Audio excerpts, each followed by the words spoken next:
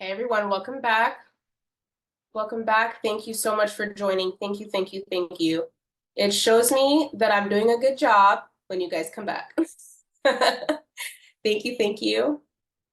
All right.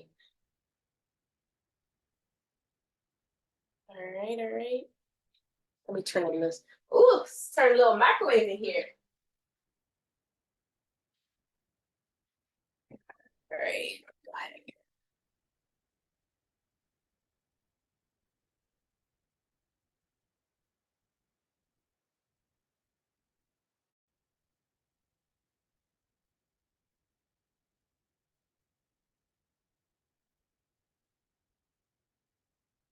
All right.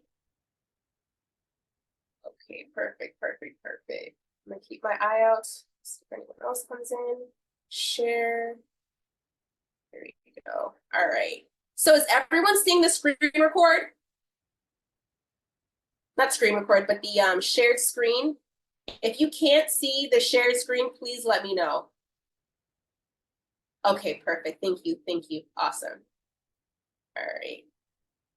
So I was kind of rushing the last portion because I was trying to get everything out before I was racing time, which I don't know why I was doing.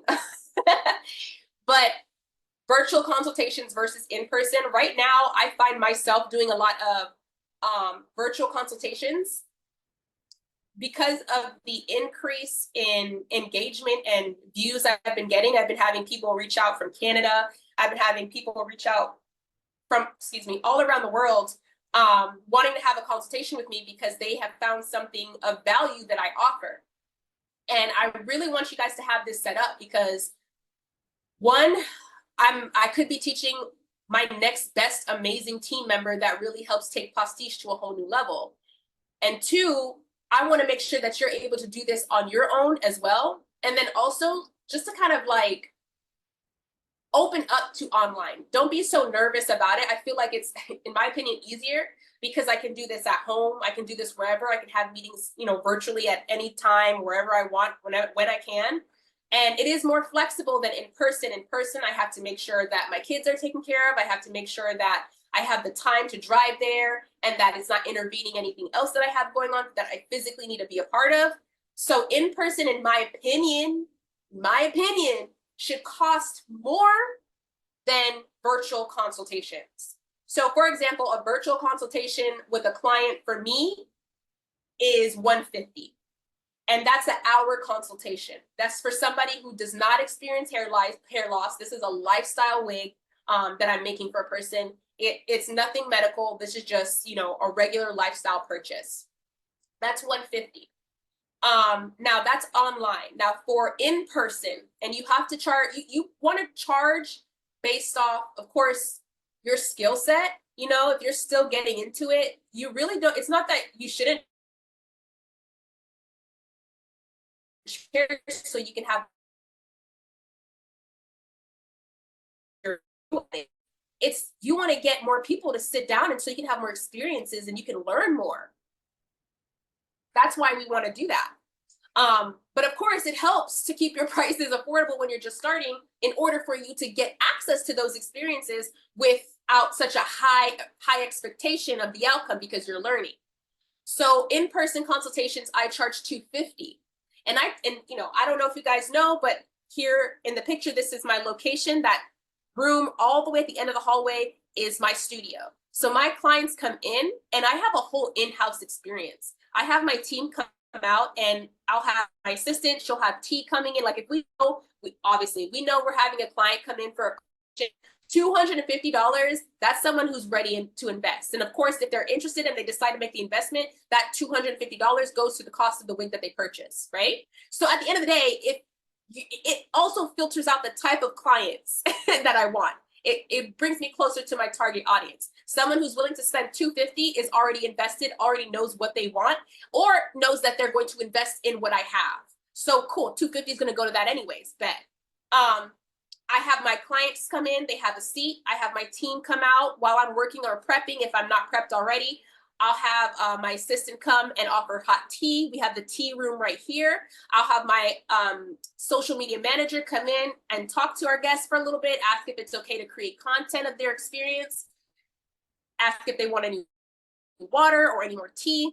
We have music in the back that is, you know, zen. It's nothing too loud or obnoxious. It's not sexy red. It's just peaceful, vibrant, you know, high frequency music. We create an experience. So for $250, this is just walking, just being a part of it, just spending the next 20 to 30 minutes here is so peaceful because I've created an environment for my client.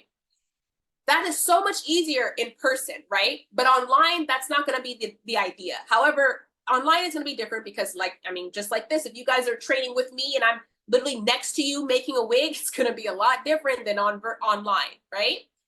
So some people would love to pay for that. And you have to keep that in mind because honestly, I feel like that's where you make the most money is in person. It's a lot of your time that you're investing to be there.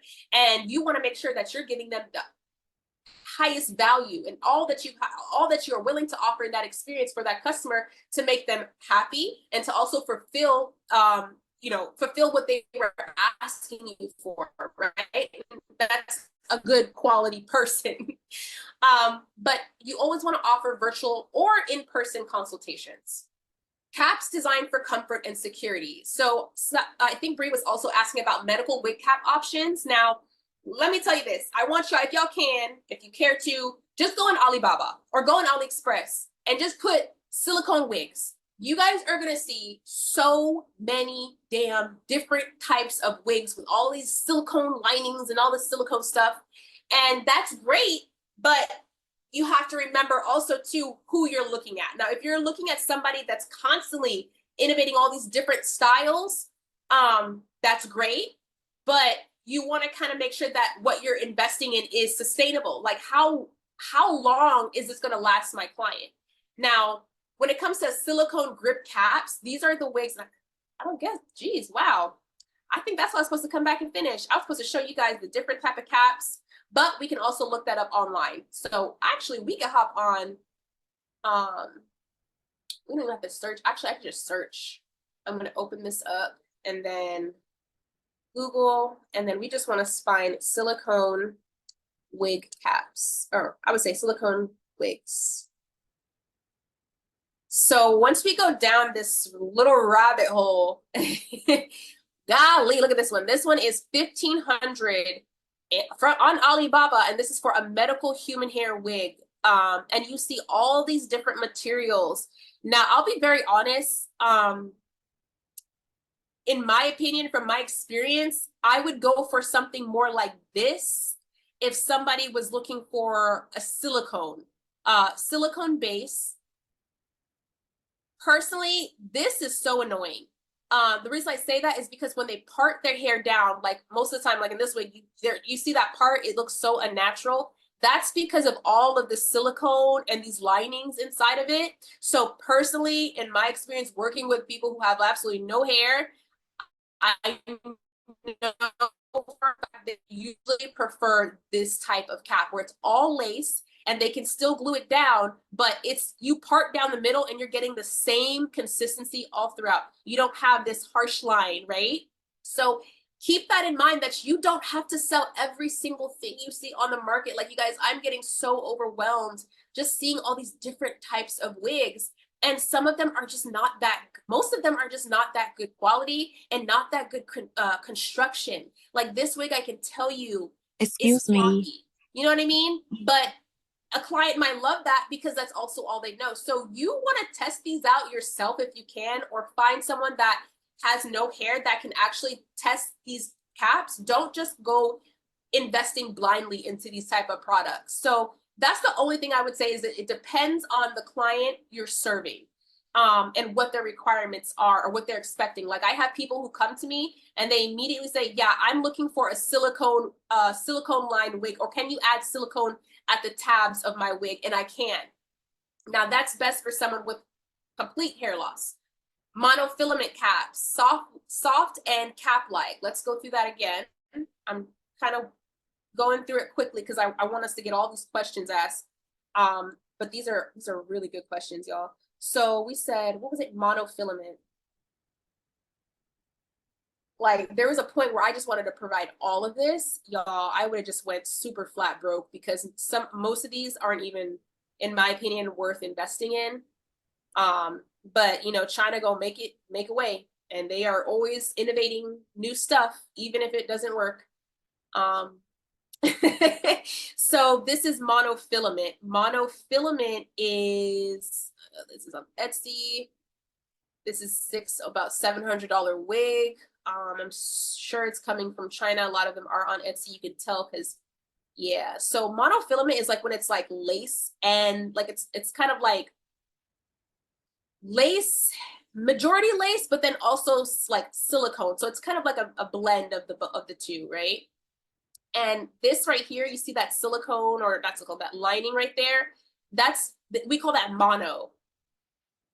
So there's a lot of different types of wigs. You just want to make sure that you know exactly the type of audience you're approaching. Like this, I'm not going to recommend this type of wig to someone who wears wig for lifestyle. You know what I mean? Because the first thing they're not going to like is that hairline, and you know how it might be hard to pluck or customize, and then you have all that.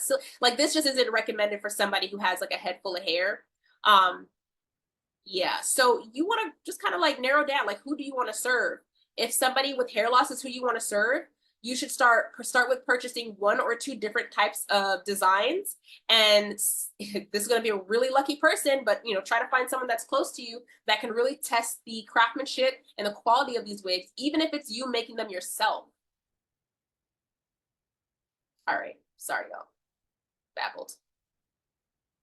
So we have hand-tied wig caps, which are hand-tied caps, which is wig caps that are full lace. I think, did I have it in the other one?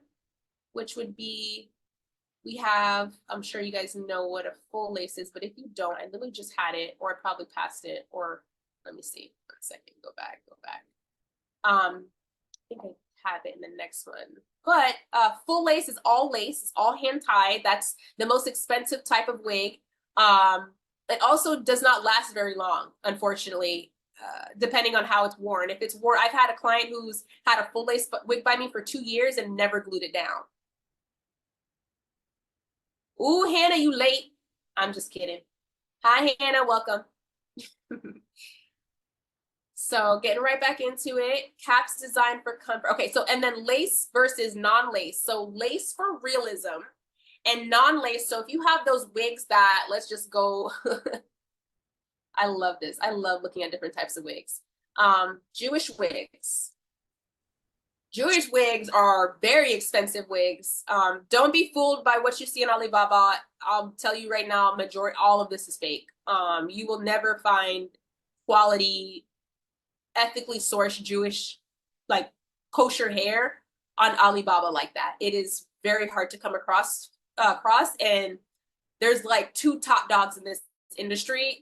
And unless you're willing to pay like 6 figures for that supplier, yeah, you'll have in contact with them. But this is all just, it's not, like, I've tested this before too, and it's great in the beginning, but it's not authentic European hair. It's just European styled hair.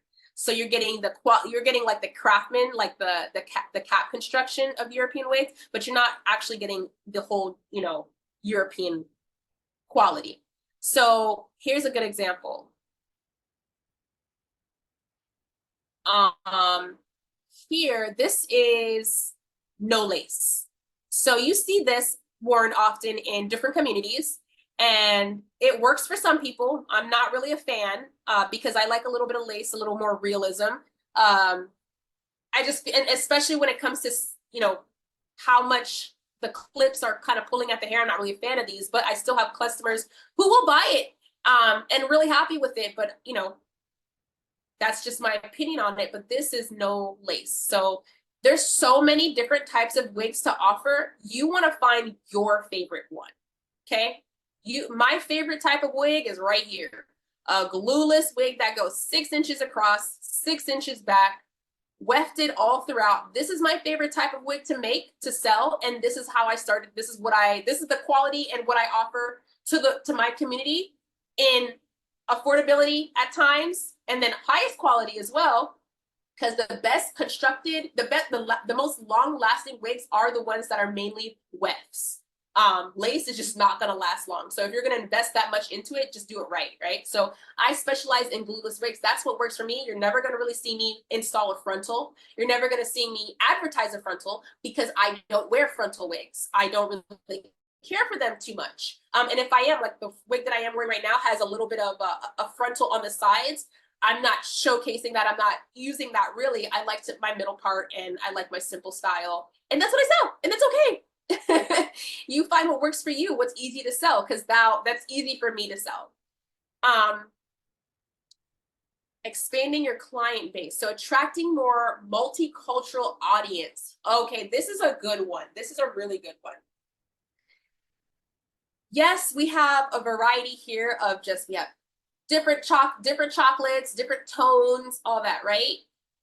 But if you really want to reach out to different cultures, personally, in my next shoot, I actually will be doing this. I want to have like Indian women. I want to have Asian women. I want to have Russian women. I want to have African American women, right? I want to have every type of ethnicity because I also offer majority of that hair, except of course, authentic African American hair. Hey, coming soon, you never know. But you want to showcase that, like this is like this. I'm trying to kind of make this come across without it being so controversial, but that's another main reason why my mannequin head is a white lady. My mannequin head, I would love to have more of those. First of all, those are really expensive, but right now it's a white, mannequin because it's easier for me to show to my other clients what it looks like on their skin tones because I'm a Black woman and I can't showcase that. And also some colors don't look good on me because of my undertone. It doesn't matter how bright it is or how dark it is or anything like that, or because, whatever, it just doesn't look good on me. But if I put it on a mannequin that has a matching skin tone and eye color, that makes it easier for that customer that is supposed to purchase that type of unit that matches that criteria. Like, okay, they have that warm skin tone, we got a warm wig. It doesn't matter their ethnicity. But you still want to show them on different skin tones. And that's what I've noticed once I started doing that I was getting more like Spanish clients, Caucasian clients coming in, and they love the way that I work. They, like they were able to find their village, right? And it didn't matter, who was doing it, just if I could do the job. And there's a complete different way of handling European wigs and Indian hair wigs. So in this picture right here, this photo shoot, all of this is Indian hair. I don't have one European wig in this photo shoot. None of them, they weren't even ready yet. So I actually couldn't even have them ready for the shoot. They just came in and I was supposed to start sewing them up. But these are all Indian hair. So there's more texture, there's more polishing, you know what I mean? But with a European wig, like this one, you can see, and we're gonna go back, but you're gonna see it's flowy, it looks a little bit lighter and airy. You can tell the texture is a lot more smoother. There's not as much frizz. But it's also a low density. This wig, I think, was like 130% density, but it still looks so full, right? That works for somebody that's maybe looking for something that's more natural. It doesn't even matter if they're Black, white, or Spanish, but people who look for that quality, they like that density where it's more natural and airy. So I'm talking to my target audience when I create these type of wigs. Feature diverse models with different hair textures. Offer a wide range of color shades. Include various textures like straight, wavy, curly, coily. Use inclusive language like textured hair instead of curly. You know what I mean? So this could be like a textured bob, a textured, a textured money piece. Add that into it because you're getting closer and closer to your target audience. Making 130% density wigs look fuller. I'm gonna be real with you. When it comes to working with European hair or just lighter densities, I've literally had a 130 or 140% density wig, and my client was asking me to remove more hair. I was like, girl, like you're killing me. But that's what they want. That's what she wanted, and it did look really good on her because it looked like a hat of hair when I put it on her. But once I thinned it out, removed some weight, it just fell into the shape of her, like it fell in with her skin, or not her skin, but like her shape, the shape of her face, the shape of her head, and it suited her better than what it was before. So I did that by adding layers for a fuller appearance. kind of cutting these ends bluntly to make it look more solid, and then thinning it out a little bit at the end so it's not so blunt, but just make it wispy. Tease off those thin ends. I don't really tease the roots, but that is an option, to tease the roots or add more volumizing products. That's what I recommend. And then also using a smaller amount, less lace, more wefts, if you want to make it a little bit more fuller, but not too much, but use less lace. All right, conclusion, question and answers. So customization enhances client satisfaction. Proper consultations ensure a perfect fit. Marketing inclusively expands your reach. I'm going to open up the floor for questions, and let's get to it. I'm excited. Which option? Oh, sorry, we can't see your screen. Oh no. You said it goes. Okay, the consultation fee goes towards the cost of the purchase. No worry. Let me know if you guys are having an issue and if you can't see my screen. I see someone said that was at 7:15. Oh, sorry, I'm behind. You can't see your screen. Which options are the best to offer in your opinion?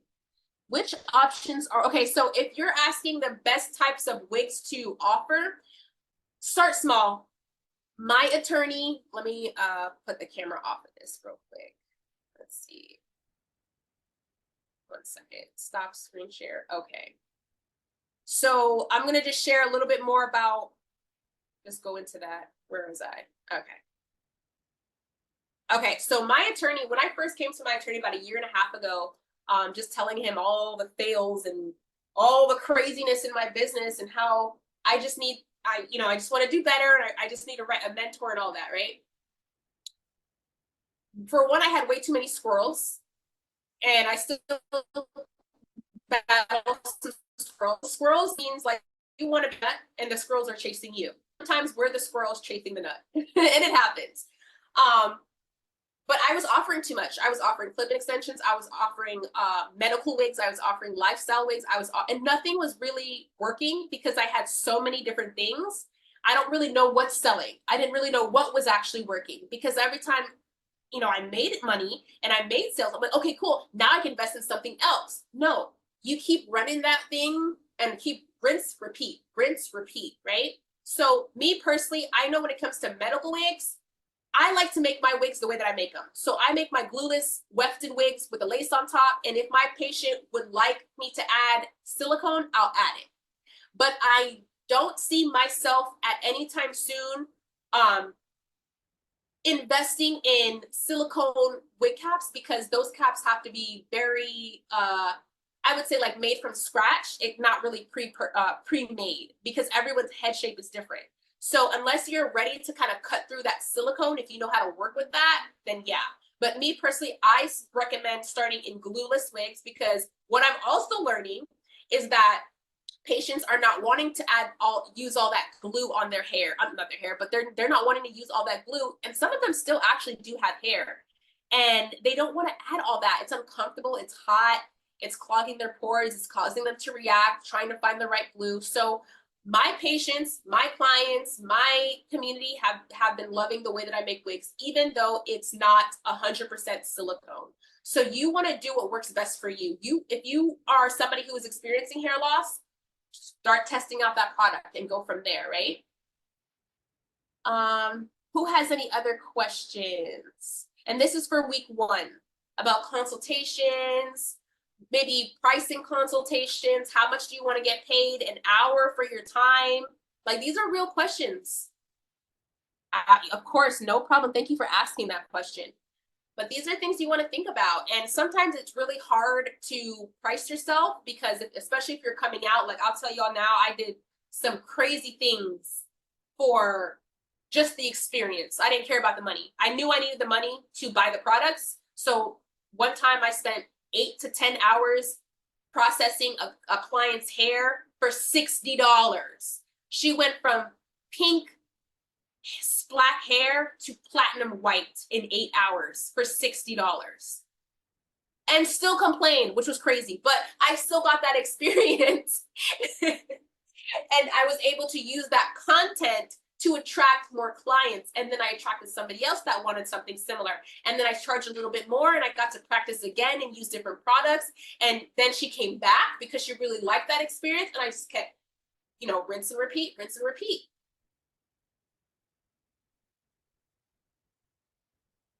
All right.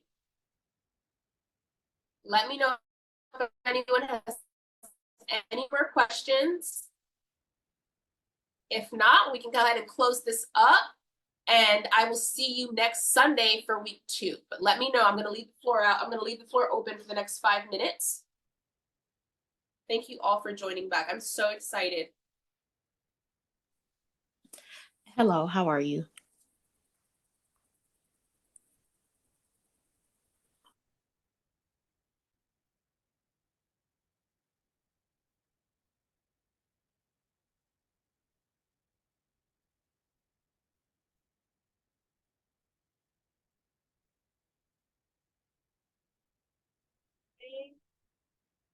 What is a good strategy or game plan to merging custom units as a full-time hairstylist? Ooh, that's a good one.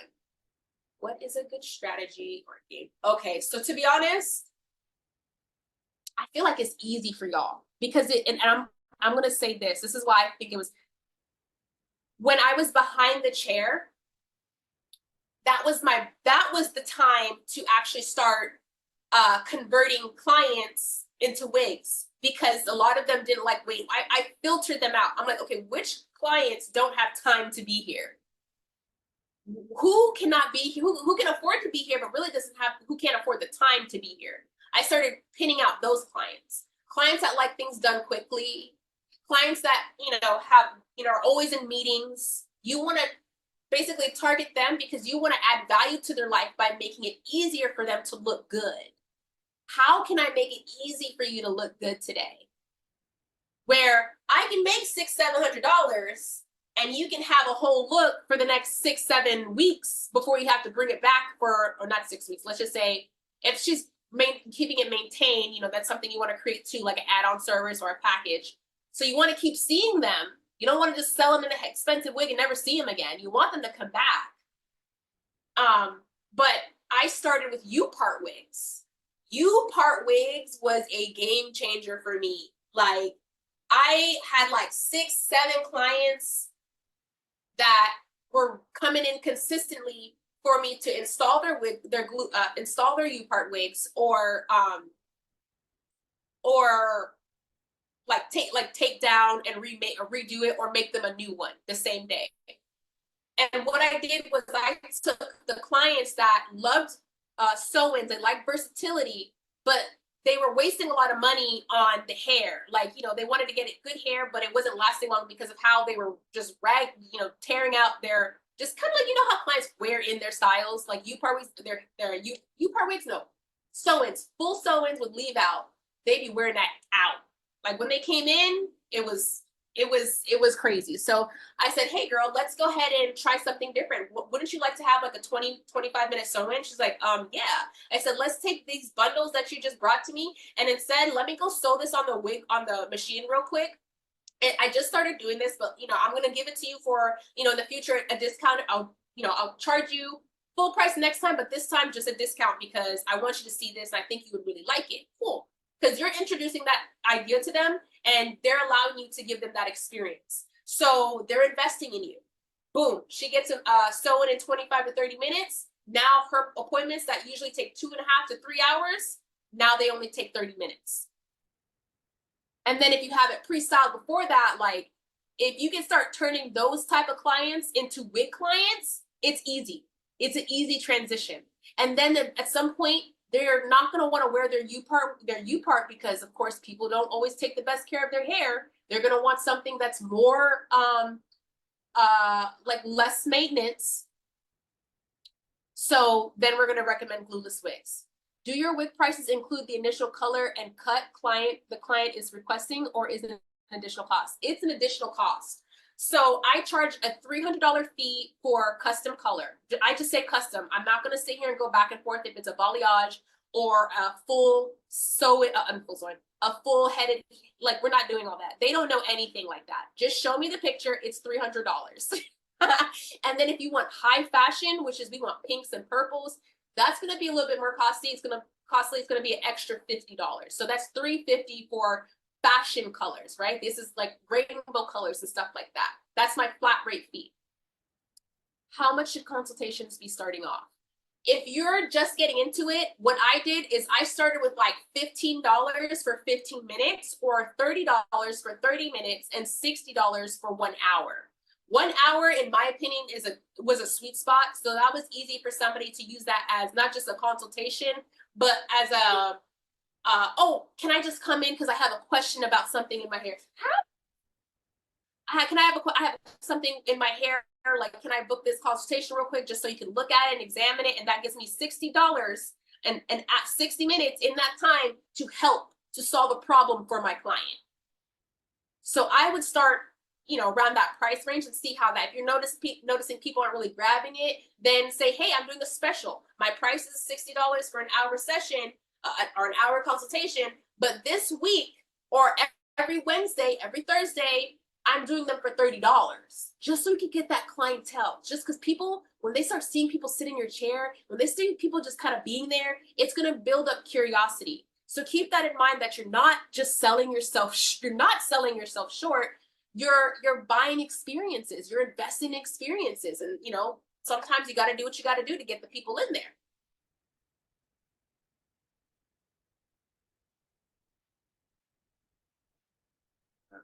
Where's my timer? I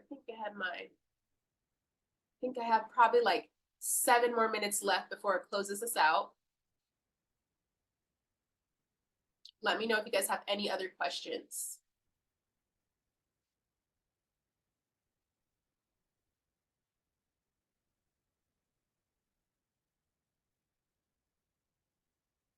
Now, if you guys have any other questions, feel free to ask, but I'm going to go ahead and start closing it out.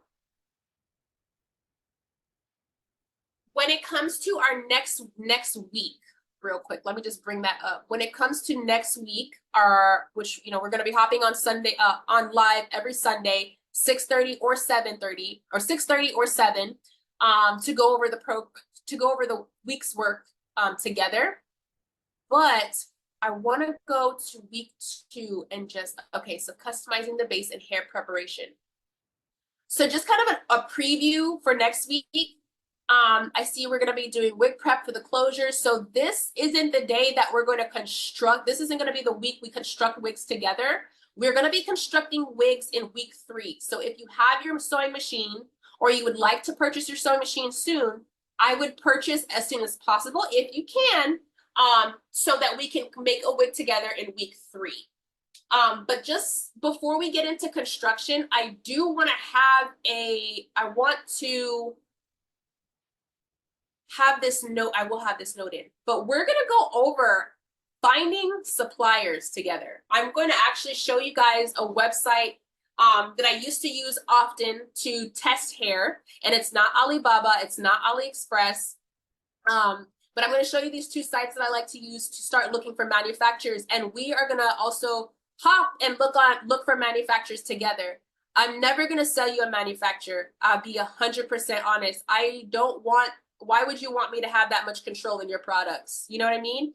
I want to teach you how to find your supplier, how to look for good quality, what to look at when looking at suppliers, so you're not investing blindly. We're going to go through all of that together through one of these sites that I use, 2 of these sites that I use.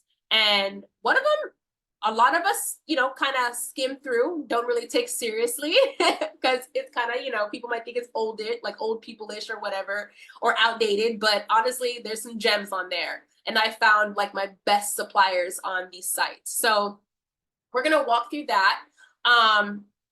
What else am I going to say? That's pretty much it. So I want to thank you all for taking the time, giving me this opportunity on your Sunday to educate you on wigs, and thank you for being a great listening ear and asking all the amazing questions that you are. Thank you. Yeah, you love that. I love that you do it that way. Yes, thank you. I love it too. Also too, I've had some bad experiences with suppliers, so personally I just don't feel comfortable selling that type of information because, you know, in the beginning stages, well, I'm not at the beginning stages now, but in the beginning stages with working with new suppliers, it can be hit or miss and very risky.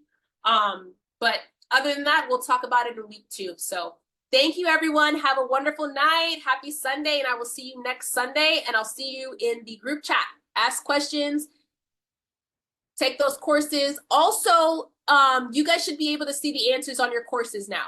I went ahead and fixed that. Bree was asking if we can see the answers to the questions after, and you are now able to do that. So I don't know if you have to take that class again or take the test again, but you should be able to see your answers after. So have a wonderful night, everyone. Bye.